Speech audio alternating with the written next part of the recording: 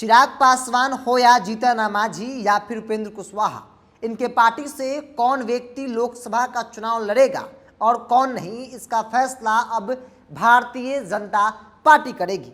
दरअसल 2024 लोकसभा चुनाव को लेकर बिहार में मिशन 40 का लक्ष्य लेकर चल रही भाजपा ने सभी सीटों पर जिताऊ उम्मीदवार की तलाश शुरू कर दी है। संभावित उम्मीदवार को कड़ी चयन प्रक्रिया और कसौटी से होकर गुजरना होगा और सिर्फ भाजपा ही नहीं बल्कि उनके सहयोगी यानी एनडीए में शामिल दल के उम्मीदवार भी इस कसौटी पर परखे जाएंगे। पब्लिक फीडबैक और सर्वे में हिट होने वाले उम्मीदवार पर ही अंतिम मुहर लगेगी।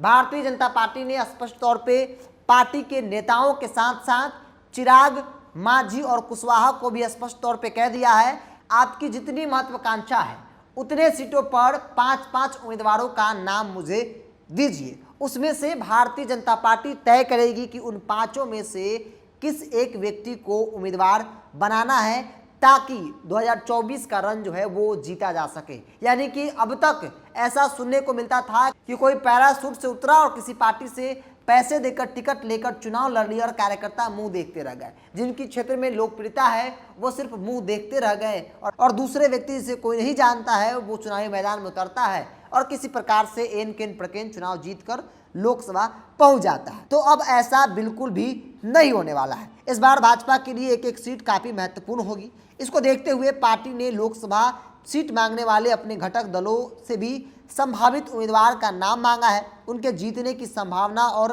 राज्य की राजनीतिक माहौल के मुताबिक टिकट पर फैसला किया जाएगा। सहयोगी दल लोकसभा चुनाव लड़ने के लिए जिन सीटों की मांग करेंगे उन सीटों पर सहयोगी दलों से उम्मीदवार के नाम के साथ उनके जीतने का आधार और संभावना भी पूछी जाएंगी। सिर्फ परिवारवाद और पैसा या फिर अन्य फैक्टर के आधार पर उनको टिकट नहीं दिया जा सकता है। अगर घटक दलों के बीच किसी सीट और उम्मीदवार के नाम पर पेच फंसेगा तो भाजपा के आलाकमान जीतने की संभावना के आधार पर मामले को सुलझाने की कोशिश करेंगे। तो भारतीय जनता पार्टी ने स्पष्ट तौर पे अपने सहयोगी दलों को यह संदेश दे दिया है, यह कह दिया है कि आप जिस सीट पर चुनाव लड़ना चाहते हैं उस एक सीट पर 5 उम्मीदवार के नाम दीजिए और उसके पीछे का कारण बताइए कि आखिर उसे टिकट क्यों दिया जाए। जीतने के संभावना के साथ साथ पब्लिक में क्या इमेज है सब कुछ बताना होगा और तब जाके भारतीय जनता पार्टी ये तय करेगी कि एनडीए के अंदर कौन सी पार्टी कितने सीटों पर चुनाव लड़ेगी और उन सीटों पर कौन से उम्मीदवार होंगे। तो बेशक एनडीए में चिराग, मांझी और कुशवाहा हो, लेकिन अपने पार्टी के संदर्भ में वो फैसले लेने को आज़ाद नहीं है, क्योंकि फैसला लेना है भारतीय जनता पार्टी को। क्योंकि भाजपा एक एक सीट पर बड़ी ही बारीकी से चयन कर रही है उम्मीदवारों का, चाहे वो पार्टी के नेता हो या फिर सहयोगी दल के नेता हो। उन्हीं पर दाव लगाया जाएगा, दाव खेला जाएगा जिनकी छवि जनता में अच्छी होगी, जिनकी पकड़ जनता में अच्छी होगी और जो जनता के लिए काम कर रहे हैं। अलग अलग माध्यम से भाजपा आलाकमान इसका सर्वे कराएगी, सोशल मीडिया हो या फिर ग्राउंड जीरो पर उनके जो लोग हैं वो इस बात को पता करेंगे कि जिन्हें टिकट देने की बात कही जा रही है उनके बारे में लोग क्या सोचते हैं।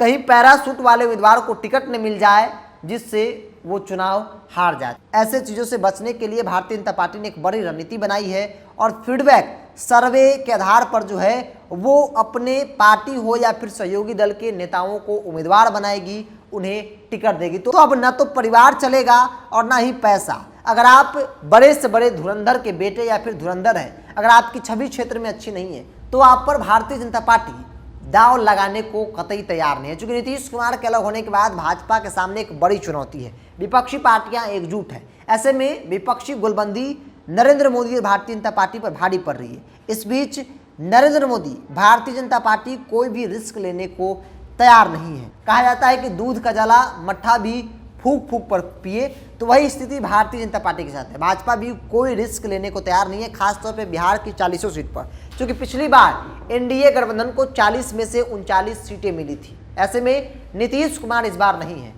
तो भाजपा को एक बड़ा नुकसान होता दिख रहा है और उस नुकसान की भरपाई के लिए भाजपा एक के बाद एक कई रणनीति बना रही है, अलग अलग नेताओं पर दाव लगा रही है। लेकिन इन सब चीज़ों के बीच एनडीए के अंदर सीट बंटवारे को लेकर भी चर्चा हुई। लेकिन अगर चिराग पासवान की पार्टी को 6 सीट दी जाती है पशुपति कुमार पारस उसमें इंक्लूड होंगे, या फिर मांझी जी को 1 से 2 सीट दी जाती है, या उपेंद्र कुशवाहा की पार्टी को 2 से 3 सीट दी जाती है, तो उन सीटों पर उम्मीदवार कौन होगा ये सब कुछ तय करना है भारतीय जनता पार्टी को, न कि इनके पार्टी के सुप्रीमो तय करेंगे। हाँ, ये लोग एक लिस्ट बनाकर, एक सीट पर 5-5 नामों की लिस्ट बनाकर भाजपा आलाकमान को देंगे और वहां पे फैसला लिया जाएगा अलग अलग मापदंडों के आधार पर। आपको ये वीडियो कैसा लगा, आप अपनी राय को कमेंट्स बॉक्स में रखिए। अगर आप मेरे चैनल को यूट्यूब पर देख रहे हैं तो सब्सक्राइब कर लीजिए, फेसबुक पर देख रहे हैं तो पेज को लाइक और फॉलो कर लीजिए।